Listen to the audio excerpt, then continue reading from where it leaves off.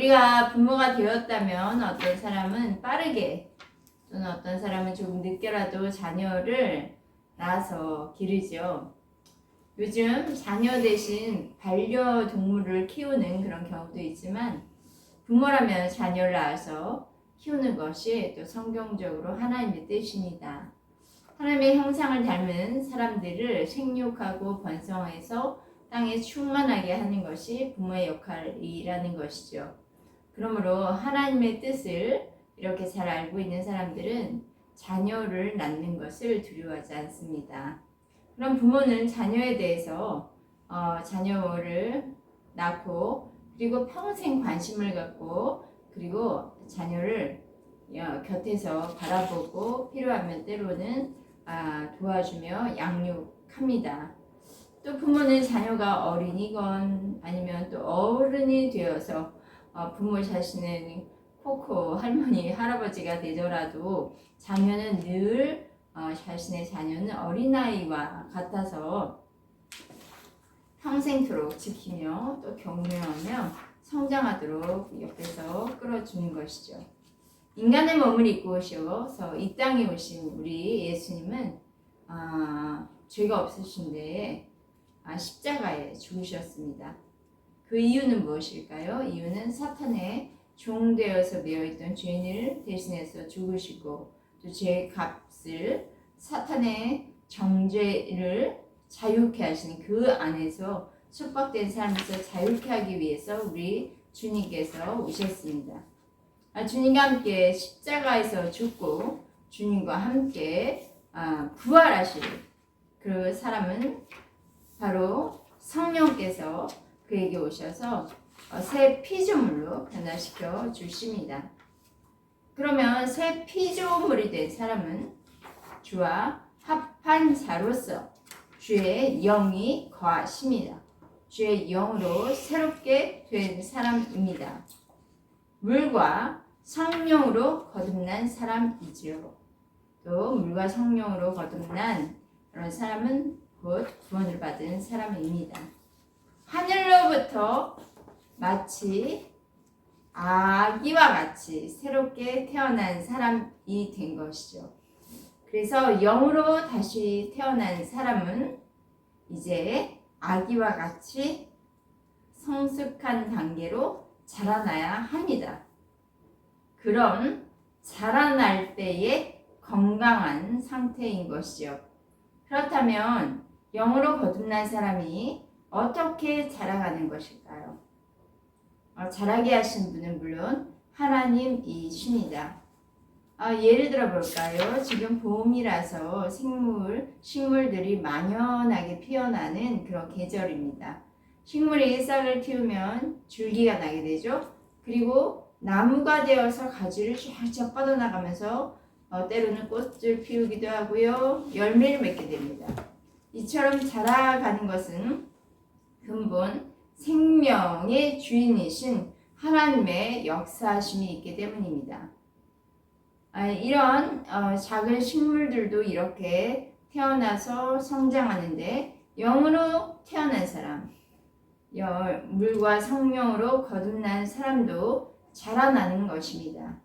자라난다는 것은 영이 이미 새롭게 거듭난 그 영이 계속 활성화되어서 우리의 혼과 우리의 몸까지 다 덮어서 안전한 영의 통치와 또 성령의 주관하신 가운데에 영화로운 존재가 되기까지 자라는 것입니다.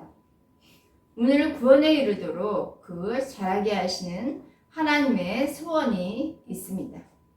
사람을 구원에 이르도록 그렇게 자라가게 하시는 하나님의 소원을 우리 오늘 본문을 통해서 한번 읽어보려고 하는데요. 우리가 구원에 이르도록 자라려면 어떻게 해야 할까요? 또 우리에게 하나님께서는 자유의지를 주셨습니다. 그래서 하나님이 그냥 우리가 아무것도 하지 않고 있는데 자라나게 하시는 건 아니에요. 이 하나님의 자라나게 하시는 그 소원에 맞추어서 우리도 자유의지를 가지고 그 뜻에 이르도록 해야 할 것이 있다는 것이죠. 1절부터 3절까지 한번 읽어볼까요? 그러므로 모든 악독과 모든 기만과 외식과 시기와 모든 비방하는 말을 버리고 갓난아들 아기들 같이 순전하고 신령한 젖을 사모하라. 이는 그로 말미암아 너희로 구원에 이르도록 자라게 하려 함이라. 너희가 주의 인자하심을 맛보았으면 그리하라. 자, 아이들은 자라기 시작하면서 본성적으로 크고 싶은 소원이 있습니다.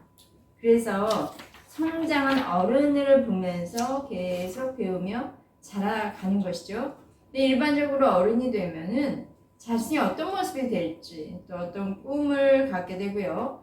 꿈을 향해서 기대하면서 성취해 나갑니다. 거듭난 신자들도 이와 같습니다. 하나님이 주신 그 꿈과 비전을 따라 하나님의 부르심을 따라 성장하는 것이죠. 그래서 어디까지 정상하는가? 장성한 분량에 이르기까지 자라갑니다. 육신이 그 아기의 그 몸이 자라는데 많은 것을 필요로 하지만 가장 기초적으로 필요한 것은 먹는 것입니다. 인류는 먹는 것이 끊임없이 먹는 거에 대한 탐구가 있고 먹는 것은 아주 기본적인 요구이죠. 먹는 문제는 인간 사회에 이렇게 항상 중요한 이슈가 되었습니다. 요즘 먹는 것은 웰빙 문화가 있어서 아주 좋은 것 그리고 또 영양가 있는 것을 구별해서 그것을 찾는 그런 시대가 되었습니다. 우리 주님은 거듭난 신자들에게 무엇을 먹으며 자라가기를 권면하고 계세요. 2절 말씀일 것이 무엇이라고 말씀하십니까? 갓난 아기들 같이 순전하고 신령한 젖을 사모하라. 네, 순전하고 신령한 젖 그것을 먹어야 한다는 말씀을 하십니다. 그러면 젖을 신령하고 순전하고 신령한 젖을 사모하라. 사모한다는 것은 어떻게 하는 것일까요? 사모한다.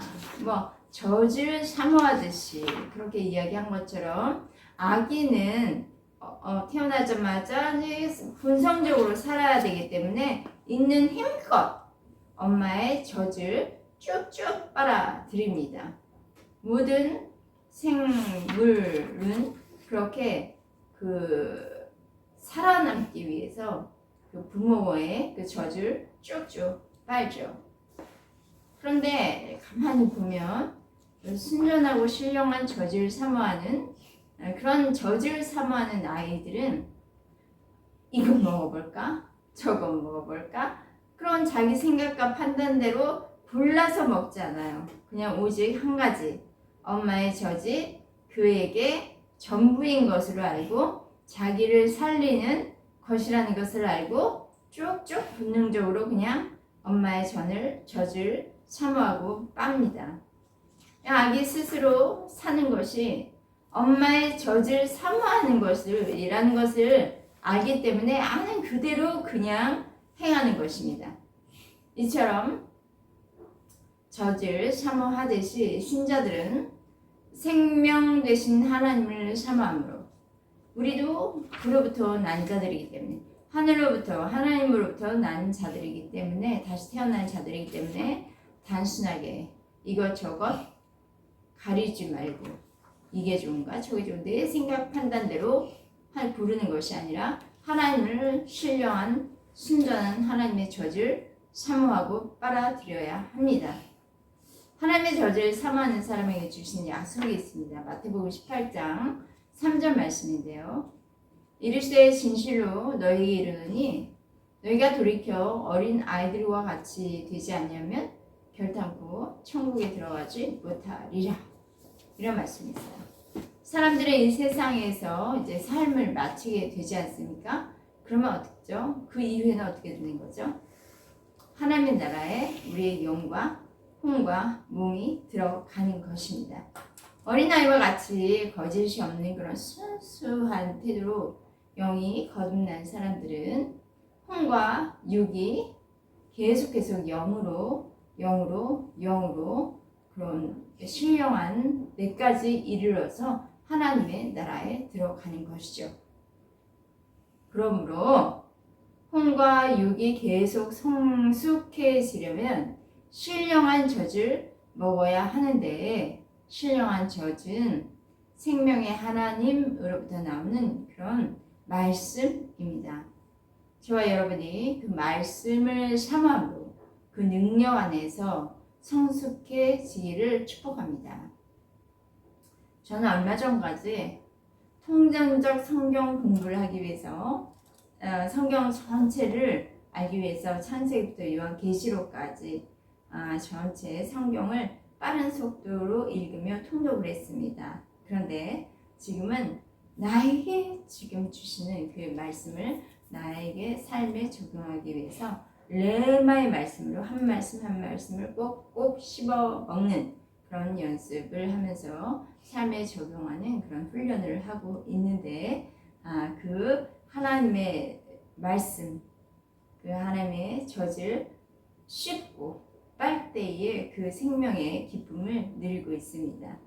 영의 말씀이 생각으로 나타나서 그 영의 말씀이 삶에서의 행동으로 나타나기까지 신령한 젖을 사모하기를 원합니다. 히브리 원어로요, 다바르라는 단어가 있는데 요즘 저는 다바르에 이렇게 꽂혀서 살아요.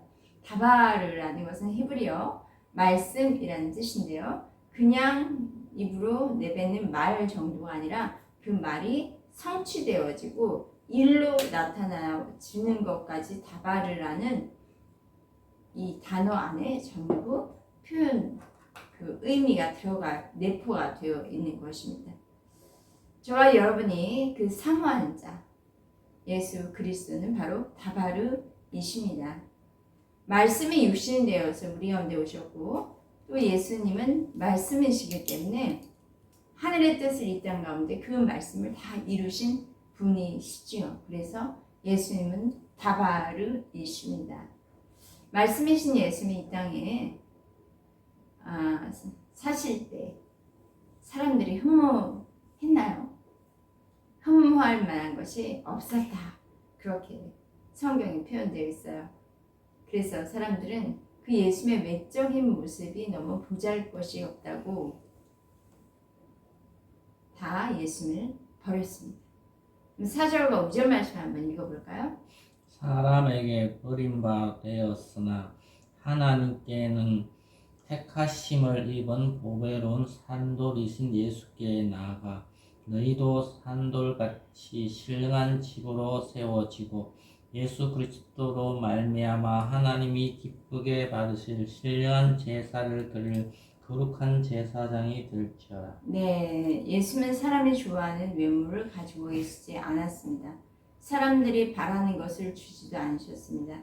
많은 사람들은 자기가 원하는 것을 이렇게 주면 굉장히 좋아하고 따르죠.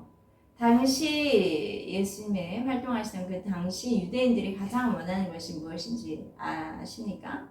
그것은 그들을 압제하는 로마의 영향권 아래서 벗어나는 것이었습니다. 그렇게 어려운 환경에서 벗어나기를 바랬던 것이고, 그것도 그 당시만 그랬을까요? 오늘날도 마찬가지입니다. 사람들은 내게 어려움을 주는 환경에서 벗어나는 것을 고대하면서 일생 살아가는 것 같습니다.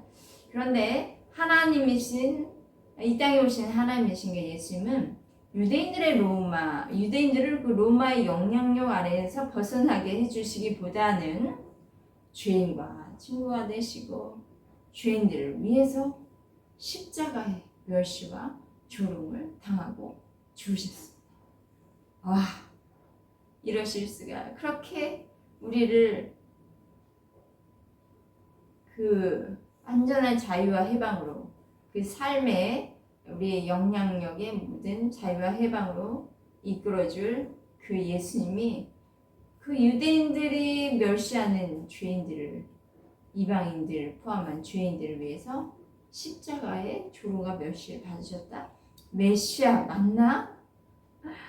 그런데 말이죠, 이렇게 사람에게 버림바 되신 예수님은요, 하나님께서 보배로운 산 돌이라 말씀하시고 하나님께서 그를 아주 소중하고 귀한 살아있는 돌이라 그렇게 보셨습니다. 살아있는 이란 단어를 보니까 죽어있는 이라는 단어랑 상반된 단어입니다. 사람들은 예수님을 십자가에 죽었다, 끝이다 라고 생각했지만 하나님은 하나님의 능력으로 다시 예수님께서 살리시고 부활의 첫 열매가 되게 하셨습니다. 그리고 영원히 그 예수님 살아계셔서 그 교회의 영원한 기초돌로 세워지셨습니다. 예수님은 산돌이 되셔서 죽은 자를 일으키시고 모든 죽음의 권세를 파하시고 승리하신 예수 그리스도는 산돌이십니다. 산돌이신 예수 그리스도를 찬양합니다. 이스라엘 백성들은 출애굽 이후에 광야길을 지날 때에 목이 너무 마르잖아요. 광야길은. 그래서 반석에서 물을 마셨습니다. 이처럼 그리스도인들이 그리스도 앞에 나오게 되면 언제든지 이 반석 되시는 예수님으로 말미암아서 신령한 물, 그냥 육신의 어떤 잠시 목마름을 취해주는 그런 물이 아니라 신령한 물을 마실 수가 있어요. 이 신령한 물은요, 그 신령한 물을 마시는 자는요, 어떤 외부의 환경에 어려움이 와도 목마르지 않습니다. 두려워하지 않습니다. 환경을 오히려 이기며 능력을 행하는 그런 예수님을 나타내는 자가 되는 것이죠. 바로 그러한 삶을 사는 사람이 영으로 거듭난 새 피조물의 삶입니다. 반석이신 예수 그리스도 위에 그 반석 위에 선 신자들은 이제 집을 세워가게 되어 있어요. 그 집은 신령한 집이에요. 신령한 집은 주님이 예수님이 머리가 되시고 그 몸을 만들어 가는 것이 바로 신령한 집으로, 그러니까 머리, 예수님, 팔다리, 몸, 어깨 이런 것이 지체로 우리는 붙어서 하나의 몸을 세워가는데 이것이 바로 교회입니다.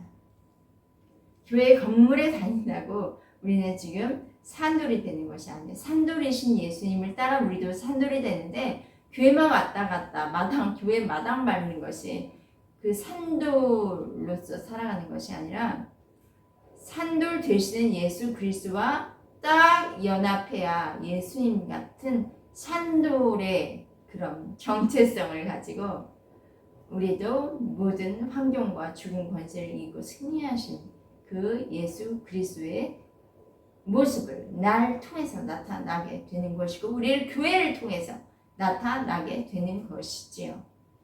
산돌 예수님과 우리 연합될 때 산돌이 되는 겁니다. 산돌이 된 신자들은 또 다른 마치 그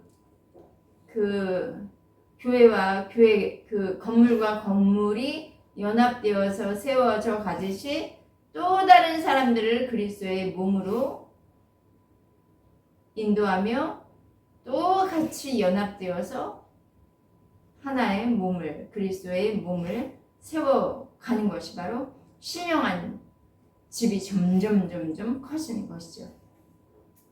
구약에는요 12지파에서 각 제사장이 세워졌습니다. 그런데 신약의 그 예수 그리스도를 믿고 거듭난 그 한 사람 한 사람은 바로 거룩한 제사장입니다. 이것은 그리스도인들이 생명을 가진 산돌이다 라는 사실을 알고 더 나아가서 그 한 사람 한 사람도 모두 제사직을 수행할 수 있는, 하나님 앞에 제사를 드릴 수 있는 그런 제사장이 된 것입니다. 십자가에 달리신 예수 그리스도가 그 행하셨던 것처럼 그리스도인들은 바로 제사장적인 역할을 참여하게 되는 것이죠. 거룩한 그 제사장은 교회의 한 사람 한 사람 그 교회의 지체들이에요. 그 몸입니다.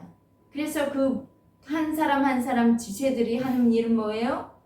각 가정에서 자기가 사는 가정에서 자기가 하루 종일 일하는 일터에서 내가 또 그 나라의 시민이 된 그 나라에서 결국 이 모든 세계의 그 열방에서 우리 한 사람 한 사람 몸이 또 제사장으로 세워져서 다른 이방인들, 다른 믿지 않는 자들을 예수님께로 인도하고 그들을 위해서 기도하는 그런 제사장의 역할을 하는 것이죠.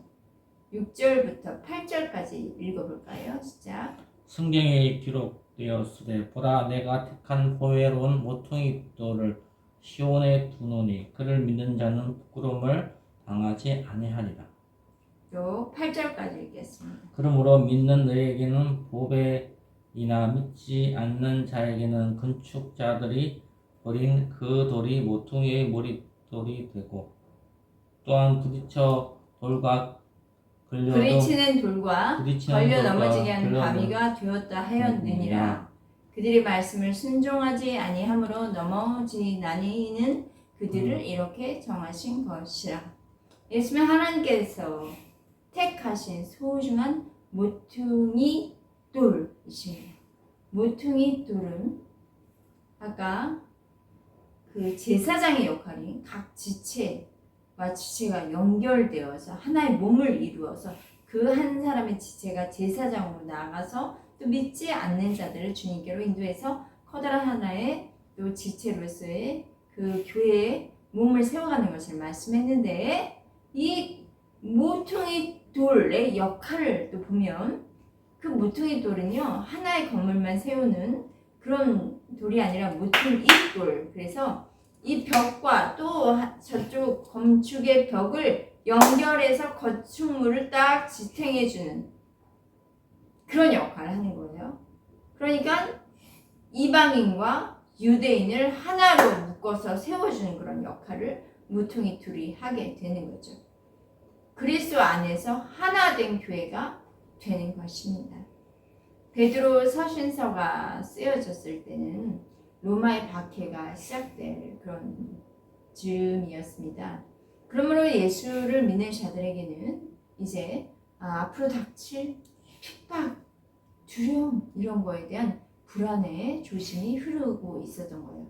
자, 말세 때에도 그리스도인들에 대한 핍박은 성경 곳곳에 나와 있습니다. 그럼에도 불구하고 모퉁이돌이신 예수를 믿는 자들은 부끄러움을 당하지 않는다. 수치를 당하지 않는다. 그렇게 말씀하십니다. 주님의 예수는 성령의 검을 주셨기 때문에 그리스도인들에게 주셨습니다. 그렇기 때문에 주님을 대적하는 그런 원수들을 치리하신 성령의 검이 주어졌습니다. 그런데 주님을 부끄러워해서 생명의 돌이신 예수님께 순종하지 않는 자에게 이 모퉁이 돌, 그 예수님은 순종치 않는 자들에게 넘어지게 한 돌이 되었어요. 자, 저와 여러분이 환난이나 핍박이나 공고의 날에 과연 무엇을 의지할 수 있을까요? 그런 날에 우리의 생명은 누가 보호해 줄 수 있을까요? 인공지능이요? 많은 재정이요? 아니면 나를 구원해 줄 만한 어떤 능력자 있습니까? 나를 끔찍히도 사랑하는 우리 부모님이 나를 보호해 줄 거야? 발전된 의료 기술이 얼마나 날로 번창한데 나의 생명을 건져주지 못할까? 그런 생각하십니까? 마지막 때는 사단이 구원받을 자를 시기해서 하나님께 가지 못하게 아주 그냥 기세를 부려서 사람들의 마음을 아주 미혹해 하고요. 주 앞에 나아가지 못하도록 발목을 탁 붙잡는 그런 시대입니다.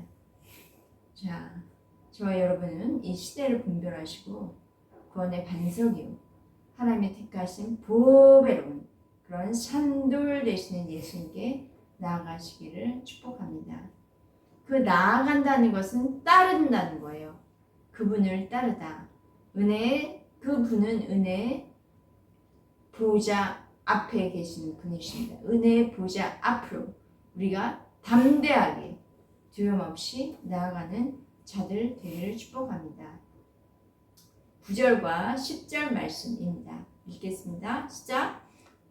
그러나 너희는 택하신 택하신 족속, 족속이요 왕같은 제사장들이요 거룩한 나라요 그의 소유가 된 백성이 이는 너희를 어두운 데서 불러내어 그의 기이한 빛에 들어가게 하시니에 아름다운 덕을 선포하게 하려 하십니다.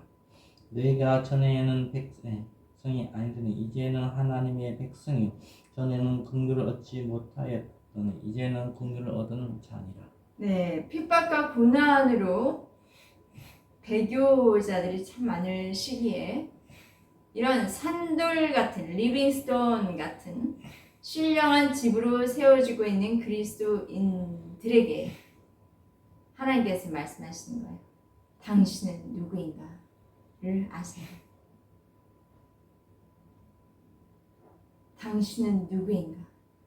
나라는 존재는 어떤 존재를 인가를 분명히 알 때 우리는 어떤 상황이 와도 흔들리지 않습니다. 신자들은 이제 영이 거듭났기 때문에 킹덤에서 하나님의 나라가 임했습니다. 하나님 나라에 살지만 그런데 보세요. 우리의 우리의 육신은 몸은 지금 땅을 밟고 살고 있어요.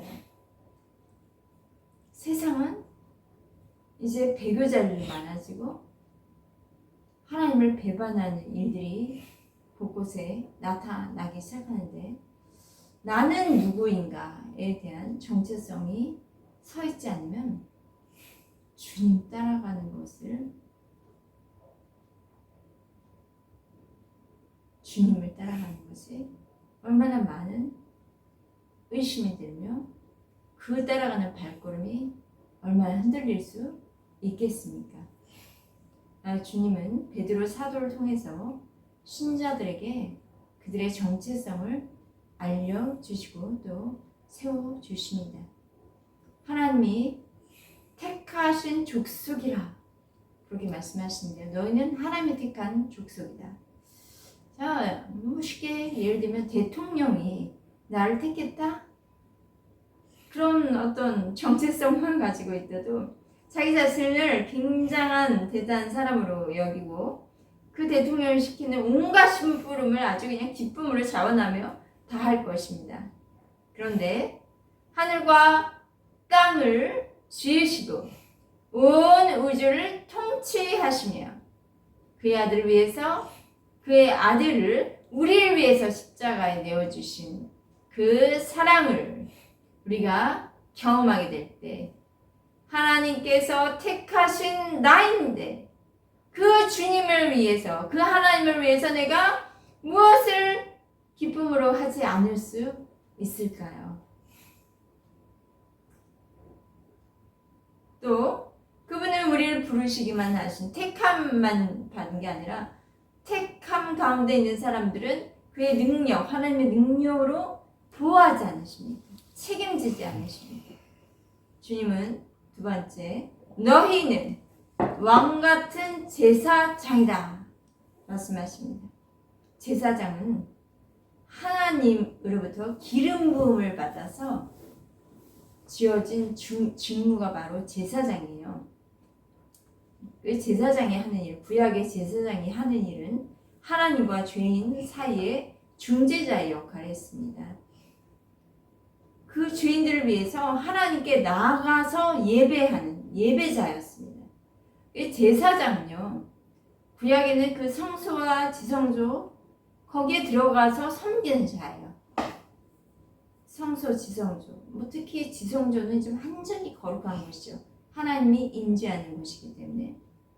그러니까 주의 임재하신 그 지성소, 가장 안쪽에 있는 지성소는 휘장으로 쳐 있어서 아무나 못 들어가요. 제사장, 대제사장만 들어갈 수 있어요. 1년에 한 번. 그 피 흘림, 동물의 피 흘림에 제사를 지내면서 자신을 속지 않게 깨끗하게 한 후에 1년에 한 번 지성소 들어가서 자신의 우리 자손들을 위한 모든 죄를 가지고 나가서 속죄를 받는 것입니다.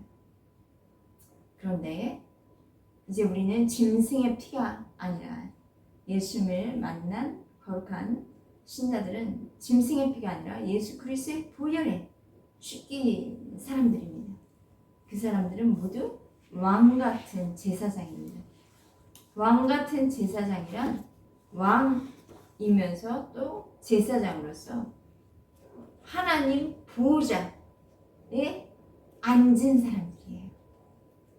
다스리고 통치하는 만국의 열쇠를 가진 사람들입니다. 너 그의 소유된 백성이다. 그렇게 말씀하세요. 그의 소유라는 것은 내가 대가지불, 희생하는 어떤 대가지불을 하고 너를 샀다. 그래서 너는 나의 것이다. 하나님의 것이다. 라고 말씀하신 그 존재가 바로 우리들입니다. 네, 소유된 백성, 우리들입니다. 그러므로 여러분은 택하신 족속이요, 왕같은 제사장이요, 거룩한 나라요, 그의 소유된 백성입니다. 얼마나 지위가 존귀하고 높은 그런 포지션을 취하고 계신 분들입니까? 얼마나 우리는 든든한 반석 위에 보호받으며 서 있습니까? 어떤 원수도 해칠 수 없는 그런 하나님의 불성각으로 우리를 둘러싸고 지키십니다. 그러므로 여러분, 하나님의 존귀한 거룩한 부르심을 받은 성도로 하나님의 뜻을 이 땅 가운데 이루는 저와 여러분 되시기를 축복합니다. 하나님의 부르심의 뜻은요, 어두운 데서 불러내요 그의 기이한 빛에 들어가신 이의 아름다운 그 덕을 선포하게 하려는 것이다. 그것이 바로 우리를 향한 부르심입니다. 자, 여러분, 거듭나기 전에, 우리가 물과 성령으로 거듭나기 전에 어떤 사람이셨는지 한번 생각해보세요. 다 잊어버리셨습니까? 1절에 2장 1절에 나오죠. 입을 벌리면 독한 말을 품어냈고, 그냥 자기 유익을 위해서 빠르게 움직이면서 남을 등쳐먹기도 하고, 내가 언제 등쳐먹었다고 해요? 너무 심한 소리세요 하시나요? 그래요, 속였고, 또 겉과 속이 다른 아주 위선적인 삶을 살지 않았습니까? 남을 존중할 줄 모르고 그냥 비방하기 바빴어요. 뒤에서 수근수근거리며 그런 말을 아주 일삼았던 사람이었어요. 그렇게 살았어도 근데 또 내가 어둠 가운데 있다, 그런 헤매이는 죄인인 줄도 모르고 살았죠. 저는 분명 그러한 삶을 살았습니다. 그런데 하나님은 이런 어둠 가운데 헤매고 있는 사람들을 부르셨습니다. 부르시기만 하셨나요? 거듭나게 하시고 생명의 빛 가운데 들어가게 하셨습니다. 이 기이한 빛이다. 이 기이한 빛이다. 기이한 빛은 어떤 것일까? 바로 킹덤입니다. 하나님 나라 안에는 기이한 빛이 있어요. 하나님 나라 안에는 온갖 우리 그냥 세상에서만 느껴지는 그 빛, 그런 종류의 빛이 아니에요. 기이한 빛이에요. 그것은 왜 기이하다? 그건 뭐라고 표현할 수 없기 때문에, 인간의 언어로는 다 형용할 수 없는 그런 비한 빛의 세계가 있습니다. 뭐 그냥 좀 언어로 표현하자면 사랑의 빛, 사랑의 빛이라는 것도 사랑도 얼마나 그 넓이, 길이와 높이와 깊이가 얼마나 무한합니까? 평강의 빛, 기쁨의 빛, 생명의 빛, 거룩의 빛, 영광의 빛, 이런 것들을 다 저는 우리 여기 성경에서는 기이하다라고 하나의 단어로 그렇게 지적을 했어요. 정말 인간의 언어로 표현하기에 너무나 무한대입니다. 다양합니다. 하나님은 이렇게 자신을 누구를 통해서 스스로가 직접 나타내신 게 아니라 우리 사람들, 거듭난 신자들을 자라가는 신자를 통해서 이 빛이, 기이한 빛이 에 들어가게 하신 자의 그 아름다운 덕을 이 땅 가운데 우리를 통해 선포하기를 원하십니다. 저와 여러분이 선포하는 그 자리에서, 그 자리는 어떤 자리든지 선포하는 그 입술로 서 있는 자리라면 모든 곳곳에서 주님의 그 나의 삶 가운데 행하신 빛, 그 빛이 얼마나 크고 광대한지 위대한지를 전하는 그런 선포자가 되기를 바라십니다. 구원에 이르도록 자라고 계신 여러분, 신령한 저지를 사모하며 산돌 되신 예수님의 보좌 앞으로 담대히 나아가세요. 아름다운 덕을 선포하는 일본교회 성도님들이 지금 되어가고 계심을 감사합니다. 축복합니다. 아멘.